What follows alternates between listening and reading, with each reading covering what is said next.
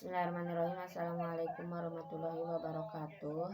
Saya Cucu Tika. Di sini saya akan sedikit menjelaskan penerapan prinsip akuntansi pada berbagai jenis badan usaha serta perbedaan yang diterapkannya prinsip apa pada badan usaha tersebut.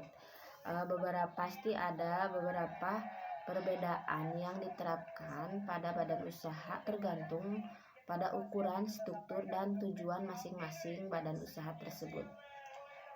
Salah satunya yang pertama yaitu badan usaha perseorangan atau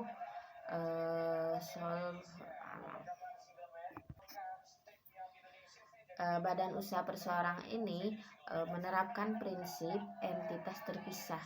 Jadi, pemilik bisnis dan bisnis itu sendiri dianggap sebagai entitas yang sama.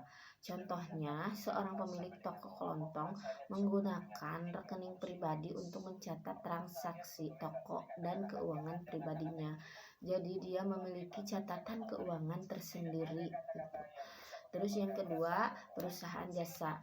Perusahaan jasa ini menggunakan prinsip pengakuan pendapatan. Jadi pendapatan itu akan diakui saat jasa telah diselesaikan atau telah dilaksanakan atau telah dituntaskan.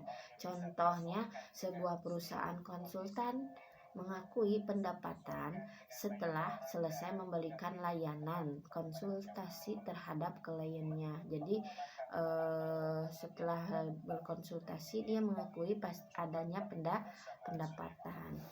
Terus yang ketiga, perusahaan dagang. Perusahaan dagang ini menggunakan prinsip persediaan. Jadi prinsip yang digunakannya adalah prinsip persediaan. Persediaan ini diakui sebagai aset dalam neraca. Contohnya, sebuah toko pakaian mengakui persediaan pakaian yang mereka miliki sebagai aset dalam laporan keuangan. Jadi jika masih ada persediaan itu akan menjadi sebuah aset laporan dalam keuangan persediaan barang, contohnya itu. Terus yang keempat, perusahaan manufaktur. Nah, perusahaan ini menerapkan prinsip biaya produksi.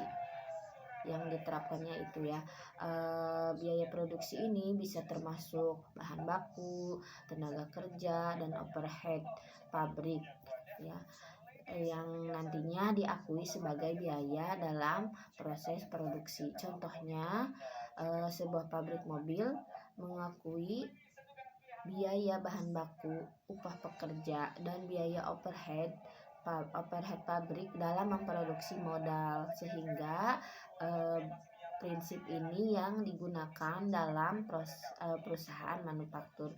Jadi jelas penerapan dan perbedaan dalam prinsip akuntansi pada berbagai jenis usaha. Jadi perbedaannya sangat jelas. Jadi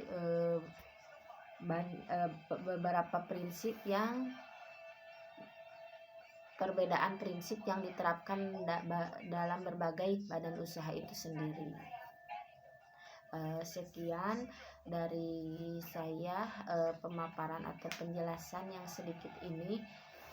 Semoga bermanfaat. Mohon maaf apabila ada kekurangan. Terima kasih. Assalamualaikum warahmatullahi wabarakatuh.